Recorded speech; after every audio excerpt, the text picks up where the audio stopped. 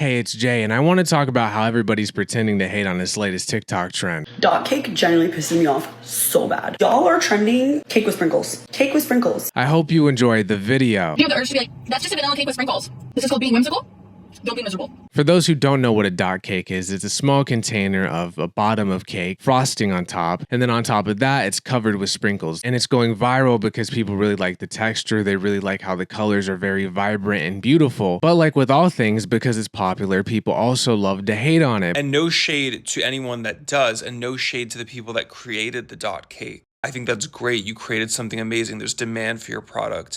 It's more of a disappointment in culture. Like this phenomenon, the pandemonium that people are experiencing over like the aesthetic, like, oh my God, the perfect, satisfying, and oh my God, it tastes like a cake. It tastes like a cake. Oh my God. Okay, call me a hater, but the rate that we are just hopping on any trend is scary. Like, I'm sorry, like, I'm scared. Because I don't know if the video I saw was the original dot cake video, but I saw like one girl do like a video about dot cakes, and now they're everywhere.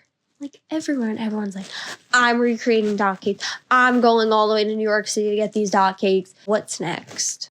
And it's to the point where I feel like we can't consume anything normally. I really don't have a problem with. The thing that I have a problem with is people pretending that it's a moral issue when it's really not. On videos of moms recreating this trend or random people trying out this trend, they're getting comments telling them that they're stupid, that they don't understand that they're being influenced to, that they're mindless sheep following influencer culture of overconsumption and consumerism. You want proof that people will fall for anything? Dot cake. These are.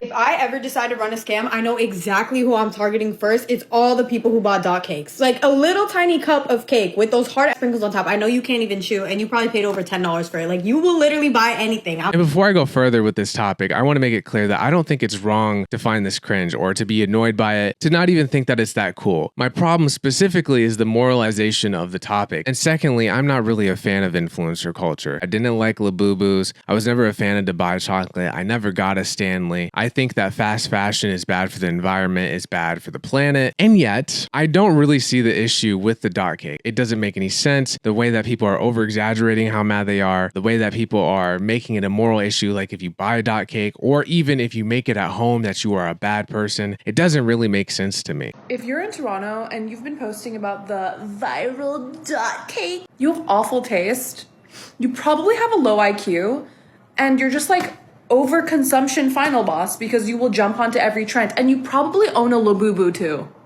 People in the comments are like, you guys fall for influencer culture. You never think for yourself. You guys are a bunch of sheep. And then when you tell them like, that's actually not a bad thing to be influenced to try a new thing. It's only bad when you are influenced to try a bad thing or a thing that costs a lot of money. If it costs $9 or in your specific home, $3 to make, that's not a bad thing to be easily influenced by it. It's food. People are influenced to make food all of the time. It's literally the point of the Food Network. People are saying this is rampant consumerism. It's expensive. Why are you guys spending your money on this? Firstly, it's their money. They can spend it on however they want to. And secondly, it's not expensive. It's $9. Ice cream from Ben & Jerry's costs $7 or $8. What are you talking about? And here's where it gets really crazy, that people are saying if you buy it, you are actually a bad person. You are actually racist. Have you guys seen them colonize cortadillo and they are calling it dot cake? So who were you guys influenced by? Because I know you weren't influenced by no Hispanics, because what the hell is a dot cake? First it was spa water, then y'all had open face tacos, now it's dot cake. Just give the credit where the credit's due. Inspired by a cortadillo cake. I just know that they're gonna gentrify oxtails next. And this is where it gets crazy, because they're saying it's racist because it's cultural appropriation, that the Hispanic community has something similar. They have cake with sprinkles and icing on it. And people are saying that this is cultural appropriation. And people are saying that it's cultural appropriation because they have similar ingredients. And the thing is, if you've ever cooked or baked something, a lot of things have similar ingredients. That doesn't mean that they're the same or taste the same. Half of baking is preparation, or the way that you mix things together. I can't say if they taste the same or if they look the same or they feel the same. I haven't made either of them and I haven't tasted either of them. There's a person, she is a Hispanic chef, and she made both of them and she says that they're different. So the other day I made the trending dot cake and kept seeing people comparing it to the Mexican cortadillo. So I wanted to make an actual cortadillo because while there are similarities, they're honestly pretty different cakes. And even have almond or citrus notes that make it instantly recognizable. The dot cake trend feels more aesthetic, decorating focused to me, while cortadillo has its specific texture, flavor, and nostalgia tied to it. Cortadillo is definitely top tier, plus you can dip it in your coffee. Is the dot cake actually cortadillo? That's a comment I saw a lot on my dot cake video. So today we're actually going to make cortadillo and attempt to answer that question. First, we need to understand pan dulce, which is a general term for Mexican pastries. The culture of pan dulce dates back to 1700s colonial Mexico. Spanish, French, and Italian bakers all introduced wheat and baking techniques to the area. Mexican bakers then took those foundations and made tons of their own unique pastries. Now this is where cortadillo comes into the picture, the rise of the Mexican panaderia, or bakery. One thing that worked well there is the sheet cake, inspired by sponge cakes and pound cakes from Spain, but adapted to local tastes and topped with the iconic pink icing. That is the birth of cortadillo. The dot cake is first of all the name of the company, and more so refers to the structure rather than the filling. The dot cakes you're seeing in New York. But I think it's important to stay on this argument for a second because I think it underlies what's actually happening. So a lot of times on the internet, people will be bored or they don't like something, but they don't want to be seen as a hater because hating is bad. Hating is quote unquote evil. Only evil people do it. And so they'll find like a moral justification to not like something. And so when you push back and you're like, that's not overconsumption. That's not consumerism. They're eating the food. It's not consumerism, because they still want to hate and they still want to think that what you're doing is cringe. They can't just admit that they're wrong. Instead, they backtrack and they go and find a different reason for why what you like or enjoy is actually a bad thing. And you're actually a bad person if you eat this cake, by the way. A dot cake is just cake and sprinkles. It's just a cupcake. So what? So what? The comments on my video are actually kind of insane. So what if I just want a piece of cake? So what? Why do you care?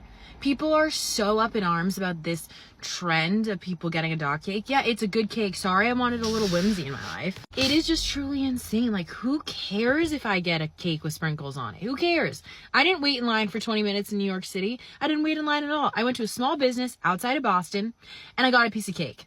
So you guys can shut up. I genuinely believe that nobody seriously thinks that you are a racist if you eat this piece of cake. I genuinely don't believe that people think that this is stealing people's culture. That doesn't really make sense.